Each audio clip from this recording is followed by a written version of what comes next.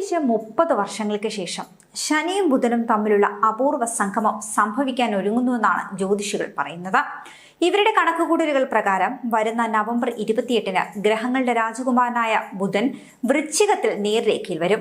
അടുത്ത ദിവസം നവംബർ 29-ന് നീതിയുടെ ദേവനായ ശനി മീനത്തിൽ നേർരേഖയിൽ വരും. ഈ രണ്ട് ഗ്രഹങ്ങളും യഥാക്രമം ഫെബ്രുവരി 26-ഉം ജൂലൈ 26-ഉം വരെ നേർരേഖയിൽ തുടരും.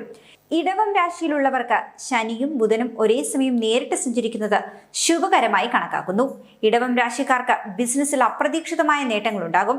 നിക്ഷേപങ്ങളിലും ചെലവുകളിലും കുറവുണ്ടെങ്കിലും പണം സമ്പാദിക്കുന്നതിൽ ഇവർ വിജയിക്കും.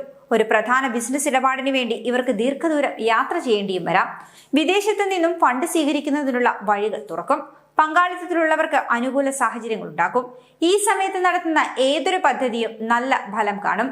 കുടുംബത്തിലെ ഒരാൾക്ക് വളരെ കാലമായി അസുഖമുണ്ടെങ്കിൽ അവരുടെ ആരോഗ്യം മെച്ചപ്പെടുമെന്നൊക്കെയാണ് ജ്യോതിഷികളുടെ പ്രവചനങ്ങൾ.